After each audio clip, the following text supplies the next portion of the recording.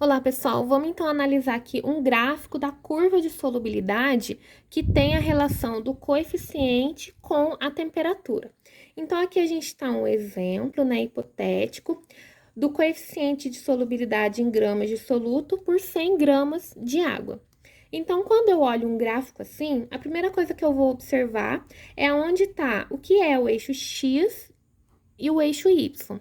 O eixo Y eu tenho o coeficiente de solubilidade e no eixo X eu tenho a temperatura. Então, vamos analisar aqui essa substância hipotética A.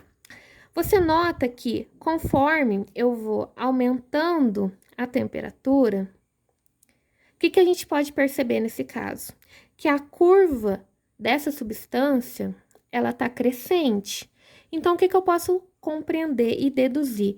Que quanto maior for a temperatura da substância A, maior a capacidade dela de dissolver uma substância. Ou seja, quanto mais eu aumento a temperatura, maior é o coeficiente de solubilidade dela. Quanto mais eu aumento a temperatura, mais ela é capaz de dissolver dada substância. Então, o coeficiente de solubilidade dela aumenta. No caso da substância B, é o oposto. Notem que o coeficiente de solubilidade, ele cresce, ele está alto em uma temperatura baixa. E quando eu aumento essa temperatura, o coeficiente vai caindo, ou seja, a capacidade dessa substância, com o aumento da temperatura em dissolver o soluto, diminui, né? É o oposto. Então, essa é a relação de coeficiente de solubilidade e temperatura.